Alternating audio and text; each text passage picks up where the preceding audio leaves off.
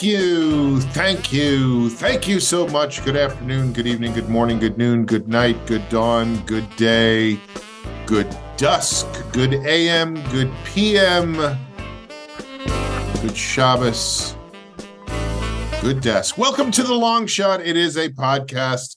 I'm one of your hosts. My name is Sean Conroy. Also with me on the show, as always, Amber Kenny is here. Hello. And we are back and better than ever. I don't know about that. Are you on the East Coast by any chance? I am not. Do I sound like I have an East Coast twang? Yes. No, the when I was logging into the Zoom, it said scheduled for 4 p.m. And I was like, I think there might be something fucked up with my Zoom because okay. I thought it was just like a time zone thing. I had the same that wouldn't issue. be right still, but yeah, I had the same issue yesterday with my one of my classes where I logged into Zoom and the class wasn't there, and it was the first day of class, and I was like, oh no, what, are none of them going to be able to? But for some reason, it just logs in. It says it. Anyway, let's get into the show. First of all, I just want to say this. I had a Zoom call. Speaking of Zoom, we were just talking about Zoom. Wow. Did you ever watch Zoom when you were a kid? Betty Botta, what was it? She likes this, but she hates that. Do you remember that?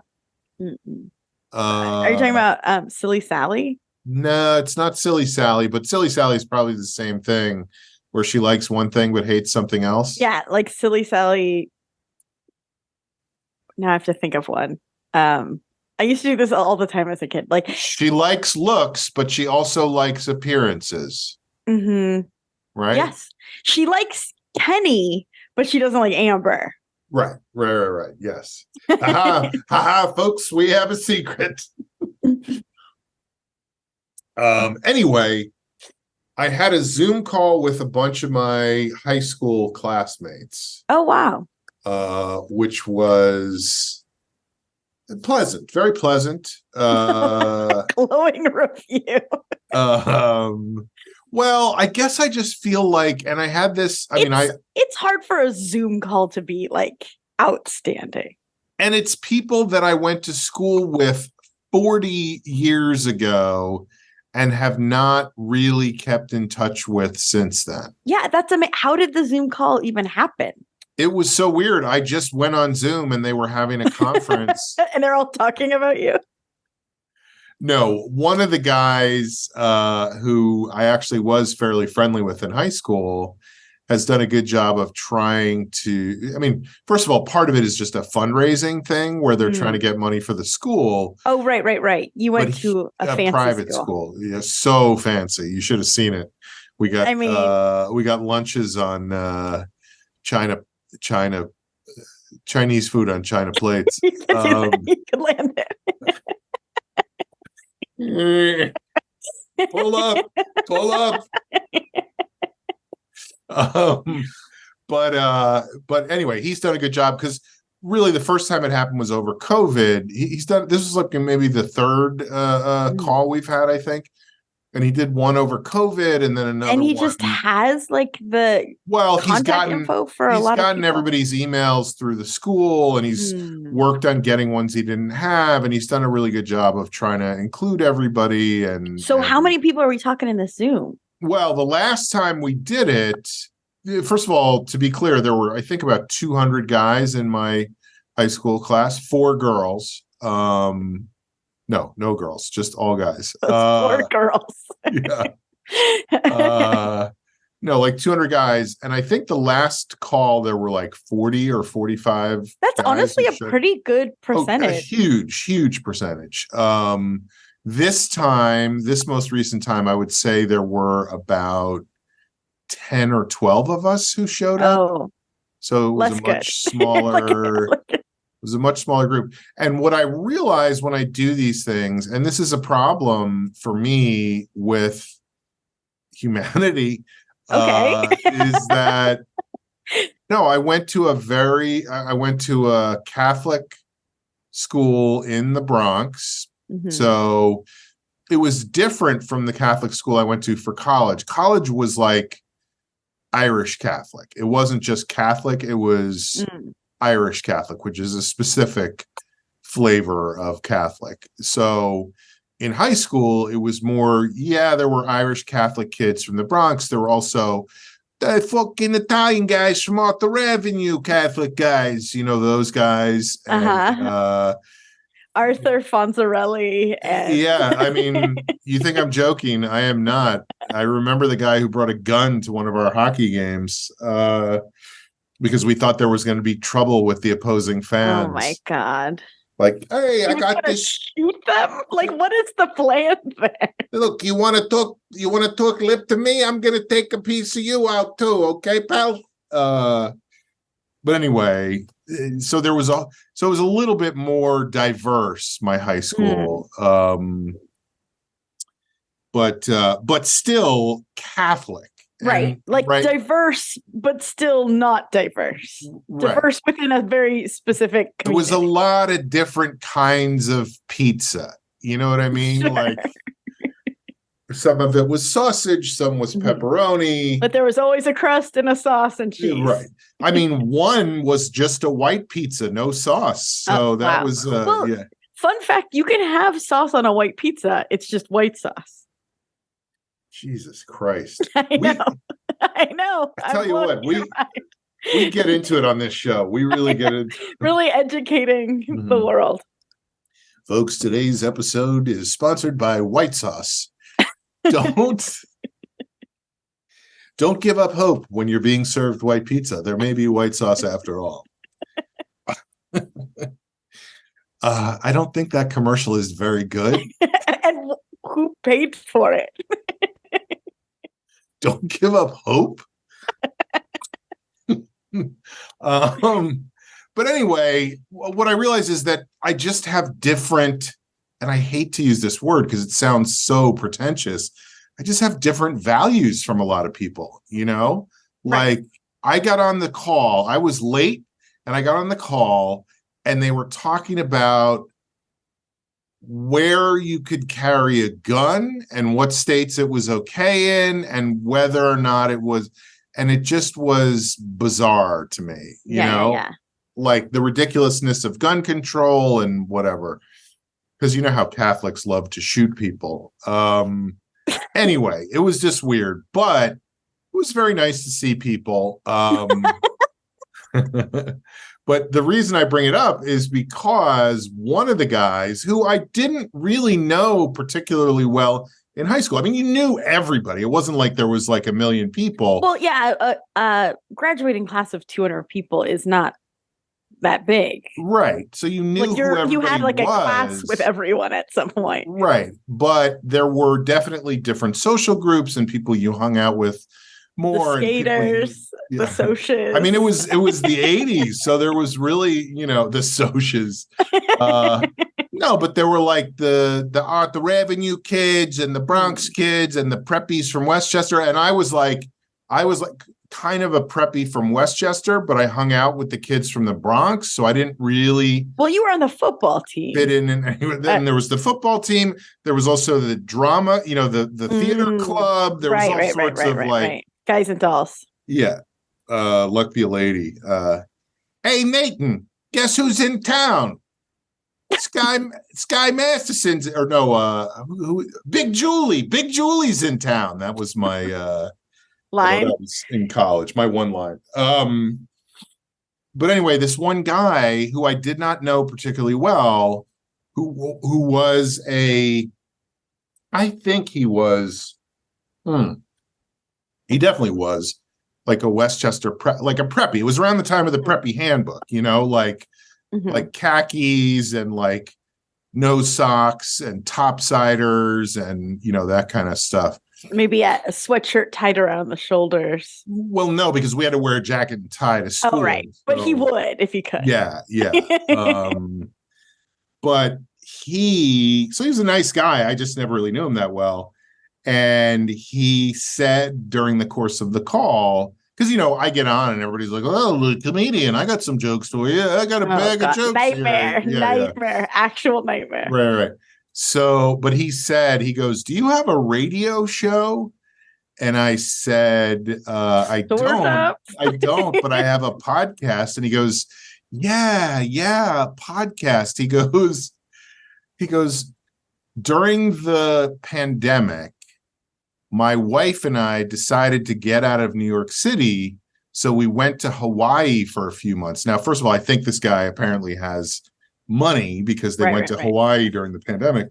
He's like, we went to Hawaii for a few months. And we found your podcast, and we used to drive around and listen to your podcast, and we thought it was really funny. That's nice. It was just such a weird, like a tropical vacation, and us being like, crackers are weird. Yeah. Like, anyway, today's episode sponsored by White Pizza. Or no, white sauce, not even white pizza. But I thought that was so like first of all. How did he find that? Yeah. Well, it's also funny to add even the Hawaii specific because it makes it sound like something about being in Hawaii made it easier to find the podcast, but I don't like it feels unrelated. I also picture them for whatever reason, I picture them in a red Jeep that is open to the world. The top is off. And there's just that bar across the top, and they're listening to. They can barely hear it. They're listening to our bullshit, and they're like, what a great way to spend the pandemic. You know? Maybe Frank pointed them to us. Right. Frank in Hawaii. Yeah. Anyway, I just want to give a shout out to Brian because. Who knows? He might be back from Hawaii. He might be done listening. You can only listen to it in Hawaii. Yeah. Well, I have more questions about this call. Mm-hmm. And I don't think you intended to talk about it this long. I didn't, but let's go. We got all night. Is there what is the format? Is there like an agenda, or is it truly just everyone from the class get on a call and then it's like, so some weather we're having it's more like is there a moderator? Hey, look, there's Amber, what have you been up to? Tell us about this. I see. And then it always devolves into, hey, remember when Mr. Sullivan was this and that person was that and this guy did this, and we had a geometry teacher in high school who had a yearbook photo taken with a Hitler mustache. Oh no. We had a Greek teacher that everybody thought was a homosexual, even though he had kids, and he was just very flirtatious and handsy with everybody the whole time. Oh. And the thing I've realized as a grown-up now, because in high school I was like, whatever, everybody says that. But as a grown-up, I'm like, oh yeah, there was definitely something weird going on with that guy. Right. Just felt unable to live his truth. Yeah. But it's mostly about like each person going, this is what I'm up to, this is what I do, this is whatever, and then people sort of going, what do you think about carrying gun control? Yeah. let's talk about. I have no idea. I have no idea how they got on that, but I was like, oof. Maybe one of them, that's what their job is a lobbyist. Oh, you know what it was? It was right after the main shooting. The Lewiston shooting. And so that's their hot take? Well, no. Yeah. I think that was like where they got to. I'm just saying I'm sure what inspired it. Because like I said, I came in the middle of it, but I think it was just a couple of days after that. And I think they, it was like, probably somebody was like, that was pretty fucked up. And then somebody else was like, I'll tell you what's fucked up. They're trying to take our guns. No, I have no idea how they got to it. But oh my God. But anyway, just wanted to give a shout out to Brian. I'm glad you made it back safely from Hawaii. He was like, if you're performing in New York over Christmas, I'd love to come and see you. So that is so sweet. Yeah. And it's funny. You got to book a show. I know. But I literally think that I probably have not seen him except on these calls since graduation, which was, like I said, almost 40 years ago, That's wild. So hopefully I'll be able to get him to come to a show and I could do some crowd work. Like, hey, look at this I bet you were a fucking preppy in high school, huh? And then give him a wedgie or something. Yeah. What, do you got a gun on you? You like guns? Oh boy. I don't Don't antagonize. yeah.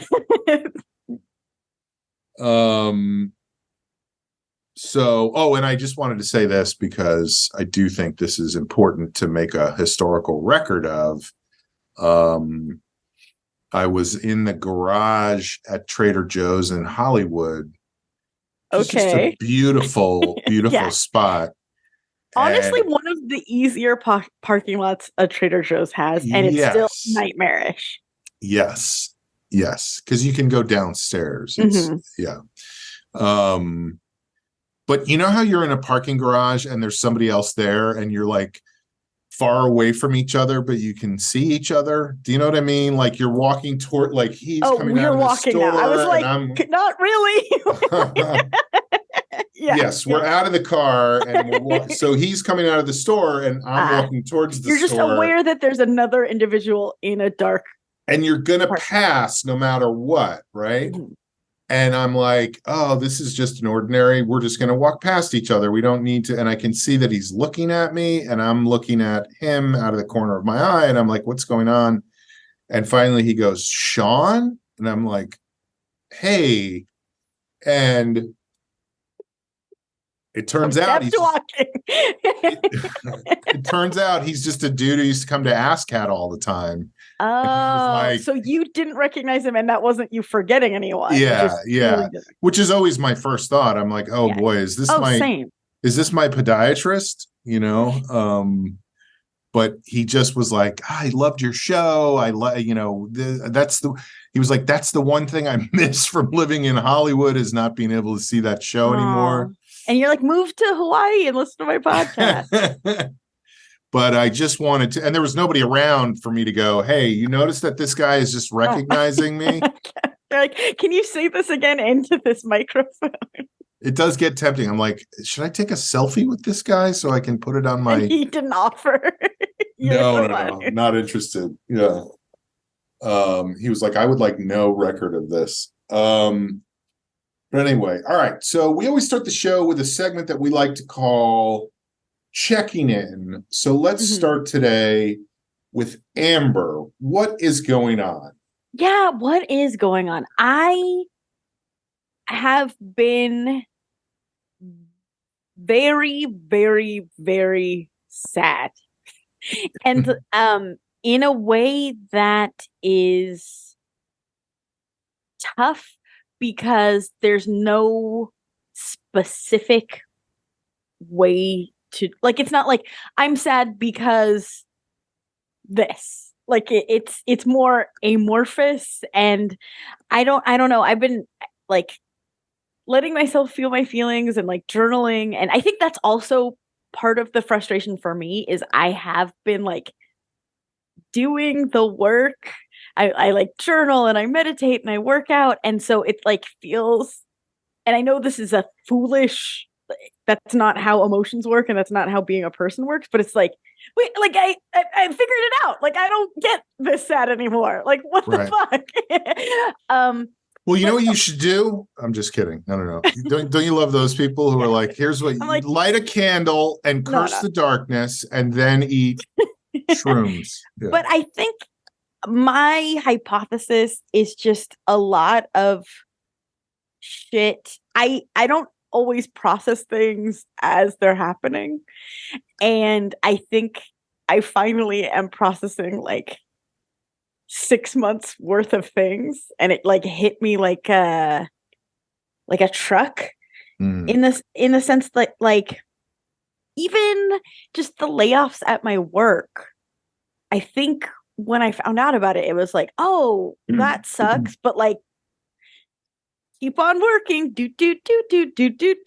And I think it's like I'm now like actually mourning that sucks so hard. It sucks for the people who got laid off. It sucks for everyone who's left over having to work so much harder with less resources. I'm sort of mourning, and it's not permanent. I keep having qualifiers because I know that everything's great and I'm lucky. I'm saying that first. But that like, I think I'm mourning the fact that it's like part of me thought, okay, I'm going to work this hard and then like there'll be this financial reward or like this new opportunity, and it just isn't like that anymore, or at least right now. And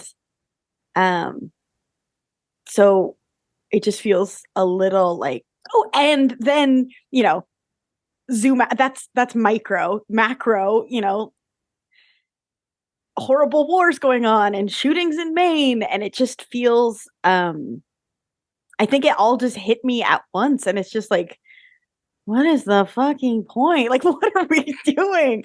And I don't want to throw gasoline on the fire, but great. I don't know if you saw the poll yesterday about Trump leading Biden by 7 percentage points. Yeah. So and I have the pressure of, and it's self-imposed, but like I'm the ray of light, you know, like I'm supposed to be the happy one. So and I found myself, I was talking about it with Jeff a lot because I'm trying to get myself out of it. You're the pot of gold at the end of the merry-go-round. But like at work, I've sort of taken, and it was self-imposed, and so that's something also I need to like dig through and figure out and create some boundaries. But like with the layoffs, I kind of went out of my way to make sure everyone else was okay emotionally. Like I'm really there for them, and I'm absorbing their negativity. And then I just like woke up and I was like, no one's fucking doing this for me. You know, like yeah. I got, I don't know. So I'm trying to get out of it, but I'm not the happiest I've ever been right now. And I'm not going to lie. Also, this is like a funny story about my sadness. Jeff and I wanted to go to the movies this weekend, and he really wants. Oh boy, here we go. He really wants to see the new Scorsese, the like Killers of the Flower Moon. Yes, which is like 4 hours long. And because of that, he's like, we should go to... It's a lot of killers and a lot of flowers. Right. Okay. Well, he was like, we should go to a matinee so that we're not like falling asleep, you know, like... Right. And so I was like, great, let's do that. But then the reality clicked in. Like, I'm already kind of in like the sad, fragile place. It's a very beautiful, sunny Sunday. And I'm like, so we're going to go to the movie theaters at noon, and we're going to get out, and it'll be dark like an hour later because of the time change. And I'm just going to be watching Native people get murdered for 4 hours. Like, I'm in the headspace for this. Right. I don't think I can do this. So we ended up not doing that. We went to the park. All three of us, Smudgy came too. And then we saw a movie in the evening, and a different movie. But it was like, it feels like I'm... We watched Schindler's List that night. Right.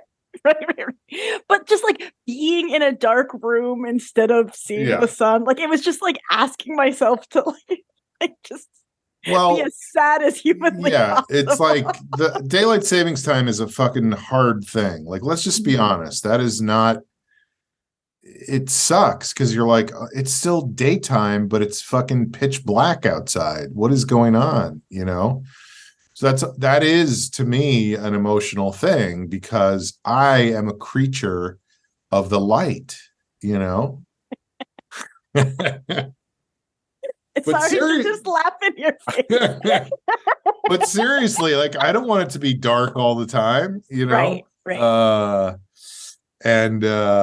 So that's one element of it. And then, I can only imagine, like, that movie is grim, you know? I haven't seen it, but I know that I read the book, and the book was dark, you know? I think I was like even kind of weepy when we were deciding about picking the movie. And I was like, haven't they had it hard enough? Like, I don't know. Well, but it's also like a story that needs to be told, but I don't... Right. But it's, you know, and this is not where we want to be right now, because there's enough shit going on in the world. But it's an exploration of how remarkably depraved people can be. Yeah, I don't need that right now. Quest for financial gain, basically. You know, I'm good. I've got a good idea on that. I don't need any reminders. Yeah, it's dark. So what? Sorry, what movie did you see that night? We saw Anatomy of a Fall, which is a bleak story of a man who falls, and it's in French. It's like they're in France, and he falls into a bunch of anatomy. No, I get it. I get it. No, it's basically the trial of whether or not his wife pushed him or he committed suicide. Oh, I see. So it's also not super cheery because either way, it sucks pretty hard. But my argument was that is one marriage. And like, I'm not going to murder you, Jeff. And Jeff, I don't think you're going to murder me. So it feels arm's distance away, where the institutional like racism and slaughtering of a people feels like the society and world we live in. And I can't escape it. Anyway, but it wasn't. It was a hilarious choice because it still wasn't like a feel good romp, but it was good. What it was good. The? I don't. I'm not going to go see that anytime soon. What was the ultimate decision? Did she push him, or did he commit suicide? Because I think that makes a difference in the message of the movie. You know, it's unclear. Well, here's the I guess anyone this is a true story. No, it's not a true story. I bet it anyone who wants to watch this movie, I guess, like skip ahead a little bit for spoilers. Yes, skip ahead to 1649. I'm not going to say everything, but like the real darkness, like, okay, we're real dark here, is they had an 11-year-old son, and the trial kind of came down to him deciding whether his mom was a murderer. And he also had vision impairments because of an accident. So it was. Oh boy, talk about a constructed movie. Oh, the only witness has vision impairment. Well, he had a little on the nose, and I'm not saying that because your nose is right between your eyes. He had to decide whether his mom was a murderer, or if his dad was too overwhelmed taking care of a special needs son and killed himself. So it's like it's a lose-lose for the kid. That's a real Sophie's Choice. Which, by the way, folks, if you're looking for a cheery movie, check out Sophie's Choice. If you don't want to see Killers of the Flower Moon, time to revisit Sophie's Choice. Yeah, that's intense. Well, that's I'm sorry that you're having a hard time. I understand, and I know that it's difficult, you know. Well, and I appreciate you reached out to me, and I was like embarrassed because I didn't even have. It would be easier if I was like, this happened, like this person passed, or like I don't even have a reason. I'm just sad, like right. Unspeakably sad. No, I get it. And that makes it worse. Like, I don't know.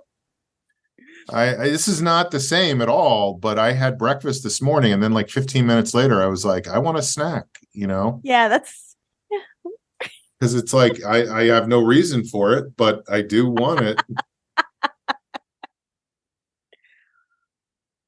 But yeah. But hopefully, yeah, that sucks. I mean, there's nothing else to say, you know what I mean? Like, I get it. I get it. You know what you should do? No, I'm kidding. I feel like that's the worst thing in that situation, you know? Well, and I'm starting to detach, and I don't know if it's a good thing or a bad thing. Well, like, time will tell.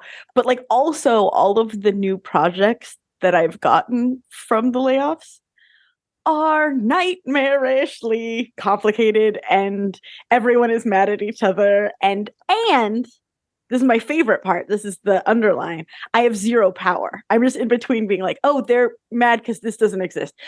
Oh, they're mad because they're asking. Like, I can't solve any of these problems. I'm just in the middle of both of it. So it's a lot of fun. Yeah, that's you know what I would do? I would go see Killers of the Flower Moon. I know. Just to distract yourself. Like Friday, like late Friday. like 4:35. We had a last minute call, and everyone on it was just like, it's just like Friday afternoons are tough because you're like, why are we here? Yeah. We're off. And I was just chatting my coordinator, like, perfect ending to a perfect week. Like, love it. Anyway. I used to love it when I would audition for things and I would get a call of like, they want to see you at Friday. 5 p.m. on Friday afternoon. Right. And I was like, Memorial Day weekend. Don't. Yeah, like they don't, they're not even there anymore. They're physically there, but they're not there. Right.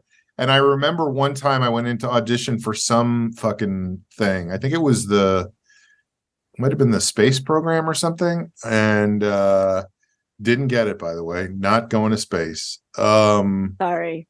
But I was like, I walked in the room and they were discussing directions for how to get to this guy's cabin in the mountains that they were going to that weekend. And I did the audition, and this was like a real audition where I had to memorize like 3 pages of a script and act and all kinds. It wasn't be or not to be. Yeah. It wasn't just like commercial auditions. So people know, it's like you walk in a room and they're like, look that direction slightly. Like it's nothing. And then you also leave feeling like you did it poorly, even though it was nothing. It's great. Right. Put a little more spin on it. I'm like, I love white sauce. No, just throw it away. I love white sauce. Don't give up hope. Don't give up hope. But anyway, as I walked in there, I was like, this is fucking absurd. So I did the audition. Nobody was even paying attention the whole time. And I remember, I'm pretty sure that it was Rob Heigl was there at the same time that I was. And so we came out of the audition. And we're like, well, no. I fucking lost my mind. Like we were walking out and I was like, what the fuck is wrong with these people? Why the fuck would you have us come in at 5 o'clock on Friday when you're going to Frank's cabin in Arrowhead on, in 10 minutes, you're getting your car's all packed up and you would have, and Rob just points up to the window that's open right above us to the room that we just came out of.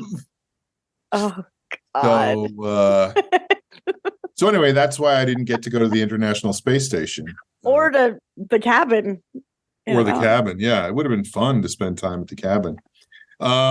So your checking in is basically you still have not seen Killers of the Flower Moon. Correct.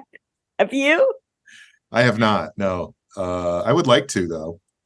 I do think it's funny that there's oh my God. Oh, there you are. Yeah, I got unplugged and I was scared. I used to love Unplugged on MTV.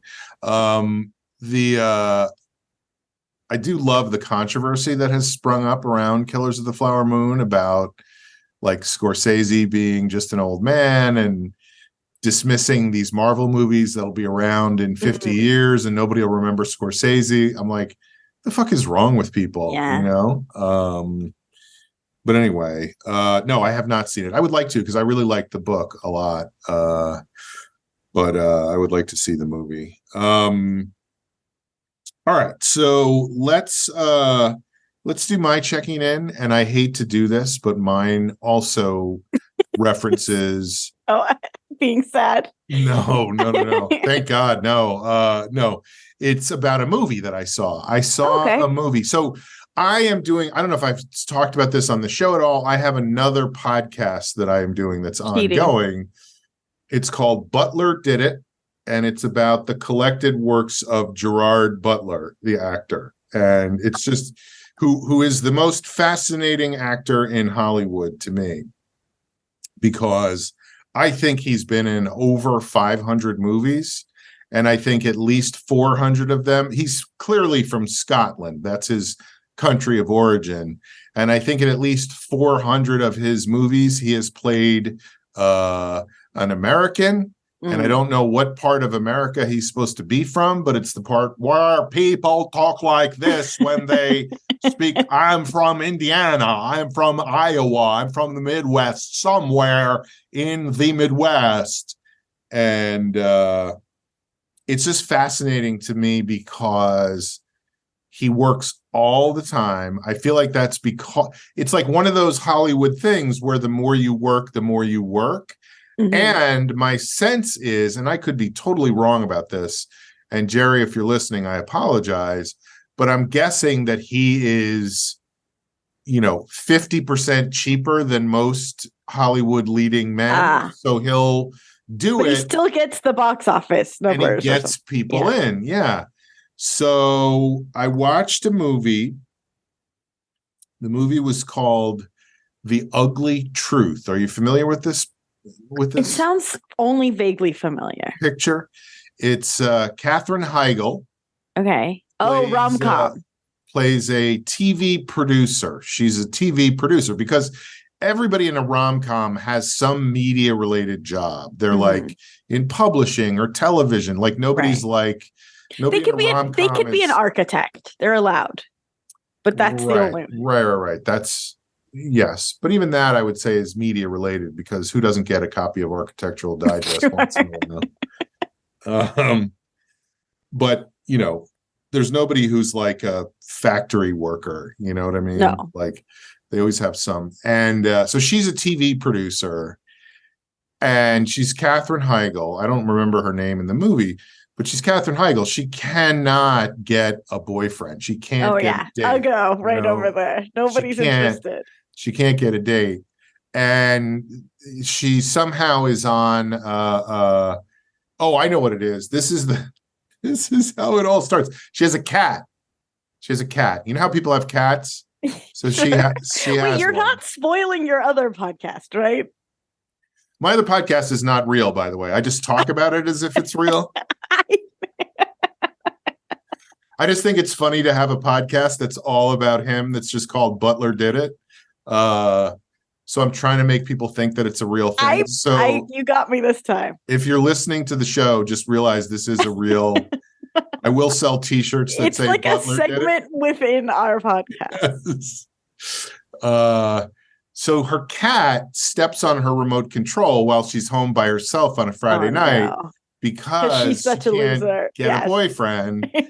You also can't go out without a boyfriend. Right. So it flips on some local like cable access show that is Butler, Jerry Butler, and he is like a men's rights advocate. He's like a Tom Cruise in Magnolia kind of character, Don't end up together. I'm telling you that right now. He's like, let me tell you what women want. They really want to be bossed around and told what to do. I think that's the section where he says, and this is what really sets her off. He's like, you want a boyfriend? Get on the Stairmaster. Take off a few pounds, and she gets furious, but luckily it's a TV show. But and you know how producer. No. You know how TV shows have like you can call them live. Yeah. And it's easy to find. Of course your call goes through. And it's good immediately. Yeah. So she calls in and she gets into a discussion with him. And he makes it clear that he understands why she doesn't have a boyfriend because she's so awful loser, right? The next scene is the next day at her TV producer job. She's a producer on the TV news, the television news. You know how the news programs come on? She's a producer on that. Like the morning show. Yeah. Something, but local news.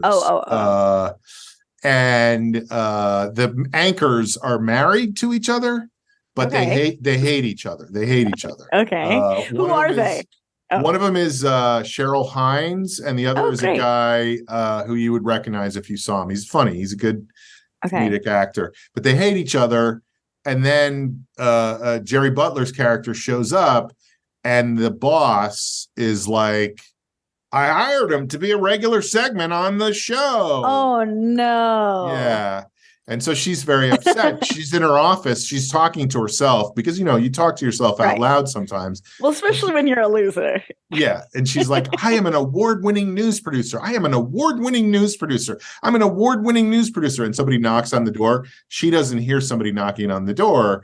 So the door opens and Butler sticks his head in and she's going, I am an award-winning news producer. I'm an award-winning. And he's like, all right, I understand you. So then they figure out that he's, she's the one who called in and he's like, oh, you're the fucking loser. And, and it's this whole thing where then she meets her neighbor who's a doctor. She goes to in real time. She goes to it just I'm leading up to one particular thing. And I'll get to that in a second, but it was written. So the movie is written by 3 women. Okay. And to me, it was very clear that these women were like, we have the same sense of humor as men, and we're going to do exactly what any man would do and go further than that. So at one point, she climbs a tree to get her cat back, and her neighbor she falls out of the tree, but her foot gets stuck, so she's hanging upside down from the tree, and her like model neighbor comes out, handsomest guy you've ever seen, comes out in a towel. He just got out of the shower. Sure. Comes out in a towel to make sure she's okay, and she squirms around and accidentally pulls his towel off and is just face to cock, just staring him right in his balls. And she's impressed. She's impressed by what she sees. And then he takes her back to his apartment and he fixes up her ankle. And, so then she goes to Jerry for advice about how to get this guy. No, don't go to Jerry for advice. He's going to help her. He's going to tell her how to, ignore his calls and don't talk to him and treat him badly. It's all of those. Yeah. That's exactly right. And anyway, the thing that I'm leading up to, there's a whole scene where he's like, I can't even remember how they got into it, but it's like, you would never say the word cock. And she's like, yes, I would. Cock, cock, cock, cock, cock, cock, cock, cock, cock, cock, cock. And I'm like, what the fuck is happening right now? But at one point they get into a discussion about how they masturbate, because Great. That's how you have conversations with people in a professional situation. Mm-hmm. It definitely doesn't cause like a lawsuit and a lot of problems. And I can't remember how it got to, he sends her, I guess she says she hasn't had sex in like a year. And he's like, oh, that's crazy. You got to get yourself off. So he sends her these underwear that have like a vibrator in them and a remote control, because he's just being a good friend. Does he keep the remote control or something? No. Creepy? It's so much worse than that. It is so much worse than that. So she puts them on. She's like, I don't know if this is a good idea. And all of a sudden there's a knock on the door, and it's him and her boss to take her to a I don't know what, like a surprise dinner she has to go to or something. Okay. And by him, you mean Jerry. Yes. Jerry's there. It's not hot neighbor. She thinks it's going to be hot neighbor. So she's excited that he's going to be there. So she's all gussied up with her masturbation underpants on. Although I think she was going to take those off before he came over, but the knock on the door and she's like, oh no, I have to, and she opens the door and they're like, get in the car right now. We're going to this dinner because people are in from out of town. You can always say, I need to go to the bathroom. I'm like, that nothing Not in this situation. Okay. So she goes to the restaurant and it's like the guys from corporate, who are like, hey, we like women. We like to fuck around when we're out of town on our wives, like those kind of guys. Mm-hmm. And she's wearing these crazy underwear and she has the remote control in her purse. Oh, no. And something happens and the remote falls out of her purse and skids across the room and gets picked up by like a 10-year-old kid who starts fiddling with it. And so then there's like a 10-minute scene of a 10-year-old kid giving her an orgasm over the course of dinner. It was insane. I was like, what? How did they even shoot this? Because she's like, she's clearly having an incredible time with these underpants. And the kid is just flicking the switch over and over again. And it's driving her all kinds of crazy to the point where she, loses her mind a little bit at the end. And these guys are digging it because they're from corporate. They like to cheat on their wives. They love Mm-hmm. that she's so into it. She's Katherine Heigl. She's a loser with no boyfriend, but she's still Katherine Heigl. It just was such a weird, and basically the story is like, what if Cyrano de Bergerac was a men's rights advocate? You know, like he is teaching her how to deal with men. But do they end up together? They end up together. Of course they do. Yeah. Does she teach him anything about like that women are people too or anything? No, it kind of ends with like, I forget what it was, but like I don't know. There's all this weird parallel stuff where the hot neighbor comes over to her apartment while Cyrano de Bergerac is there. And so he's hiding behind a couch and like telling her what to say. And the hot neighbor is there. And then she has to go to he goes on. This was another funny thing is he's going on Craig Ferguson. That's like the biggest break of his career is that like him and his agent are jumping up and down and hugging each other because he gets to be a guest on Craig Ferguson. It's like, this is going to make my career, which, to be fair, I would have probably thought the same thing, but now I know better. But anyway, so she goes to wherever to be there while he's doing Craig Ferguson, and they make out in the elevator or something, and he comes back. He's going to come back to her hotel room. Then there's a knock on the door, and it's the hot guy who has come up to surprise her. And he comes into the room, and then the other guy comes and is I came to see you. And the other guy's there, and they get into an argument in the hallway. And he's like, I'm trying to tell you that I'm in love with you, and you're just being a psycho. And she's like, I am not a psycho. And he's like, see, I just told you that I was in love with you, and all you heard was psycho. Like, it's this whole... But also, that's valid. Like, don't call me a psycho. Anyway, I loved it. I loved every second of it. Yeah, it sounds great. I loved his accent. So here's my question about it. Okay. And I know neither of us is like the most savvy player in the show business game, but you know way more about it than I do. I don't know about that. What would you say would be the budget for a film like that? Oh, wow. I'm not good at this. I don't know, like a few million? Mm-hmm.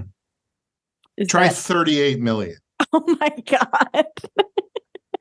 Can you imagine spending 38 million on a Katherine Heigl, Gerard, Butler movie? I can't imagine spending that much money at all, ever. It is so like theoretical and insane. And so, of course, when you look at it, it's $38 million.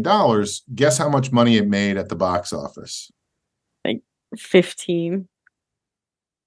Try $205 million. Really? Yeah. It was a success. It didn't lose money. Why are we not all writing terrible rom-coms? I'm down. It sounds fun. Let's do it. I mean, I just couldn't believe it when I saw that. I was like, and I bet it makes even more money because they sell it to like Pluto and HBO. Like it's Tubi, yeah. Like I'm sure it's still making money. I don't even know where we watched it off of. Yeah, I'm sure you're right that it's, and you could probably get it like, you know, at Blockbuster Rentals. You get money for that. Totally. Anyway, that was my big. I just get a kick, and then of course I look at it, and it's like, here's other movies we recommend for you, and it's literally the other movies I've talked about on this show, like 27 Dresses, The Proposal, you know. So that was you have a type. Yeah, I don't know. I'm gonna write a rom-com and make $205 million. And anyway, folks, check out my other podcast. Butler did it. Next week we're going to be doing the movie Greenland. So, but with the costs, you're not going to make 200 million, but you'll make 170 million. Right. Once you deduct the initial investment, yeah. And with 170 million, I could like upgrade this studio and have nicer cameras and Yeah, get a sandwich, anything. white sauce. Gerard Butler is in How to Train Your Dragon. He's a main character in that. Is that a big success? Like, did they make a lot of money on that movie? It's a Did they make a lot of movie on that money? Yeah, it's like a tentpole of DreamWorks animation. Mm-hmm. I think there's, oh no, I'm gonna get fired, but I think there's 3, maybe even 4 How to Train Your Dragon movies. Mm-hmm. I feel like if that's how many it takes, you're not doing a good job of training it. Well, I think the story continues and changes. At a certain point, you have to go, look, maybe we can't train this thing. I don't know how to do it. I don't know how to do it. Let's let it go. Let's let it go. Well, that is actually the art. You hilariously are right. Forget rom-coms. I should write children's animation. There's no money in it. So perfect. So anyway, that was my big adventure of the week, was kicking off Butler Did It, my new podcast, and we'll see how it goes. We'll see if I get listeners. Folks, you can find it on all your favorite podcast platforms. There might be one that exists. It might be about like Agatha Christie novels or something. That would be The Butler Did It. Oh, this one is Butler Did It. But you're right. I should look it up, But yeah, I mean that's my checking in. So yeah, I guess we can get into parting shots. Okay. So let's we always end the show with a segment we call parting shots. Let's start today with Amber. Parting shot. Yeah. I'll just keep the train rolling because that reminded me. I recently saw the new Death on the Nile, the Hercule Poirot. Because you're a huge Hercule Poirot fan now. Well, I like that genre. Since Death in Venice, you're like, oh, what else is that? Haunting in Venice. Haunting in Venice. But man, Death on the Nile was so comically bad. I think I've seen parts of that. Like they're on a big yacht, right? Yes. Yeah. But it's also like, to me, and maybe this is my idea of what the thought process was from the studio. It feels like they're like, yeah, we've got these small little like whodunits, like the whole, it's like, it's always the same. We're all in the same room and somebody in here's the killer. Mm-hmm. And it could be any of them, and it might be all of them. Everybody has a possible reason. Yeah. But like those are very in the books and the original books. The original movies, like they're contained. Like the entire point is that it's like people stuck in a room together. Mm-hmm. And it feels like Death on the Nile. It feels like the studio was like, yeah, but what if we made it like spectacular? Yeah.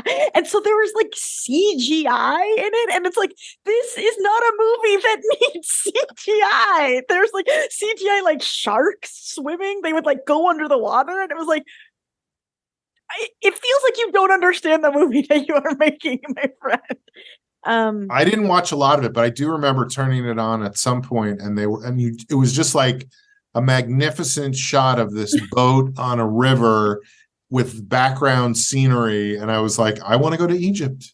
Totally. Like, I want to go to Egypt.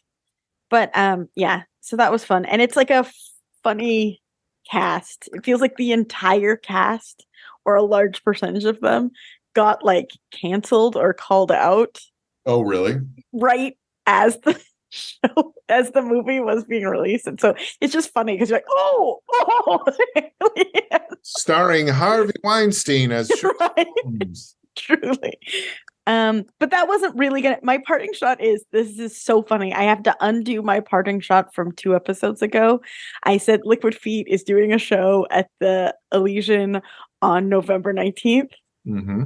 We are no longer doing a show at the Elysian November 19th.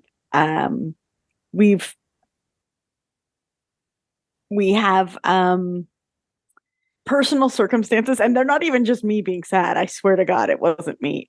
That we are not doing the show at this time, and it's a bummer because doing a show is fun. But I I feel like that would be a thing. Not that it would snap you out of whatever is going on, but it would help, you know? Right. So that's But also it's we're still going to be working on making like a Christmas video like we always do. And we all made the point of like, the point of this is supposed to be fun. Yeah. And if it at all isn't, like, what are we doing? But truly, like, it's not my news to tell, but a member of Liquid Feet is dealing with a close death. So it's not, it doesn't feel like, to your point, we even talked it out, like, is it something that will help you? But right. You also don't want to drag someone like through something that isn't right the right thing to do. Right. Well, that's a bummer because I was really looking forward to it, but I'm sorry. I totally understand. I've been there myself. But you guys will do more shows in the future, and that'll be great. Totally. And you'll do your Christmas video. Totally. And that was even like the argument was it's very hard to not name names when there's only two other people, but this person they also have different genders, so like any pronoun I'm giving anything, but this person was like, part of me wants to just like power through because I'm scared that I'll go into like a dark hole and not do anything, and the other two members, I'll just say me, including like, yourself. Yeah. It was like, those aren't that's like a false, those aren't the only two options. Like, we don't have to do the show if it's too much pressure, and we can still meet regularly and work on something a little bit less pressure. So right. Well, I hope they thank you. feel better. Pronouns are useful, not just for like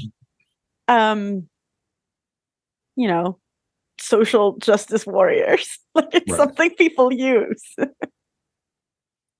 All right, so here's my parting shot, and I'm gonna do a weird thing because I have not been doing a lot of stand-up recently, so I feel like there's things I want to say that are basically unformed, the start of a joke, stand-up bits, but like whatever.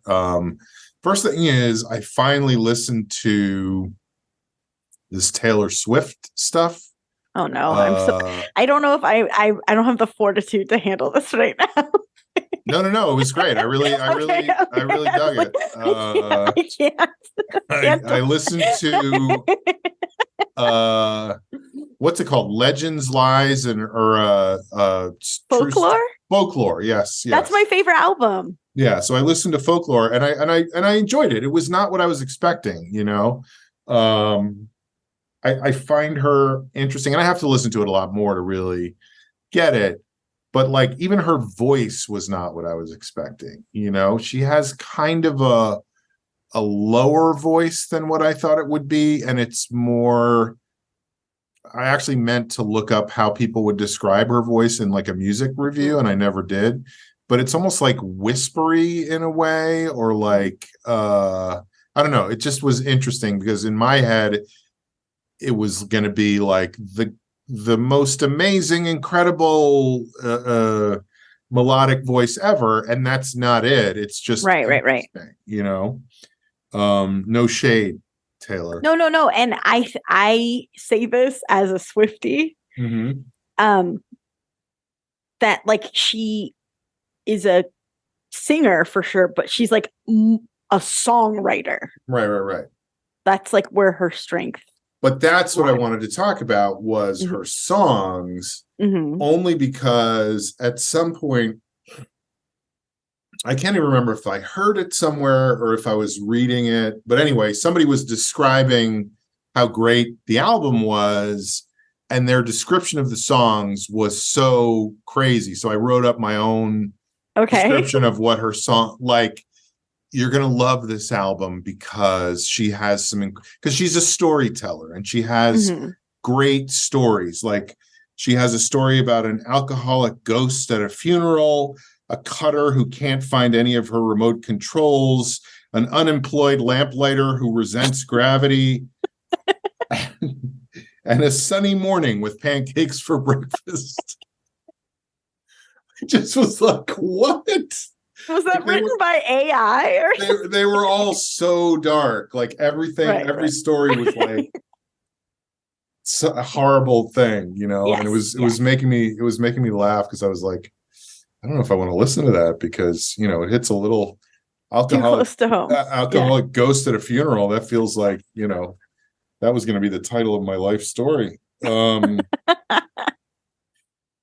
then the other thing, I was laughing the other day about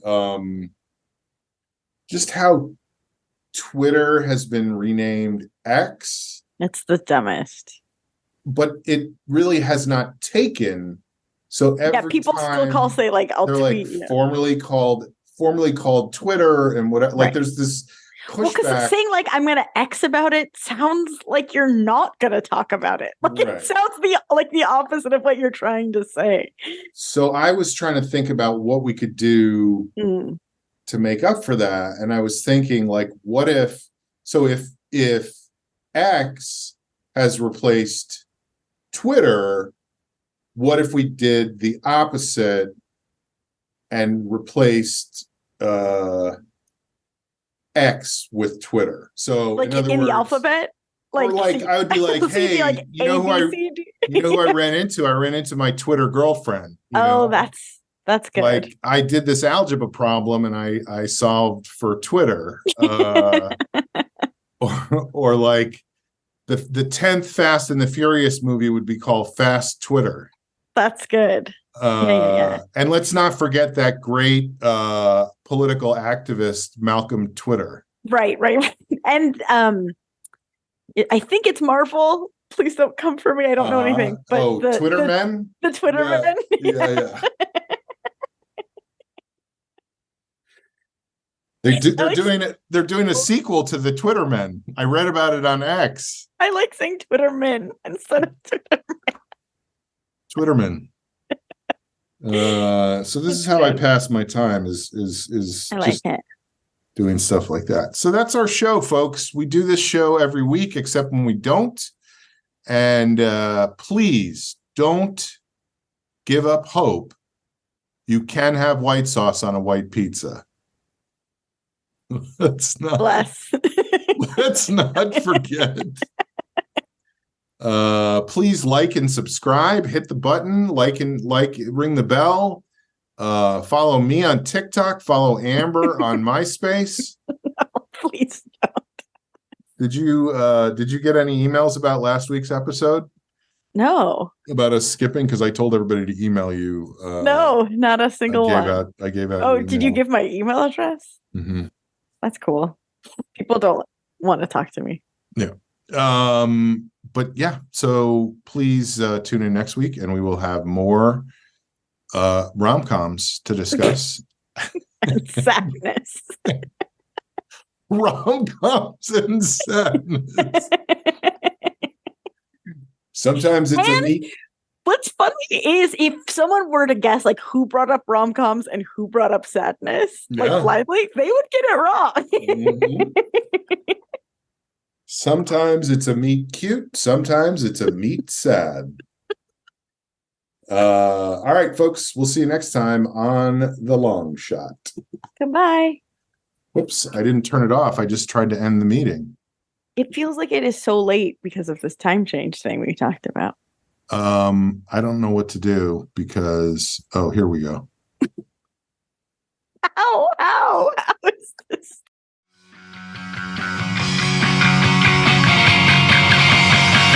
And since there's no one left in this town, I'm going down where the flingers and the cats hang out.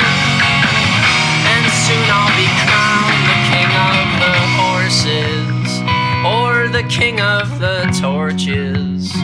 When I pay off my mortgage, I will be better off. So flock hard, la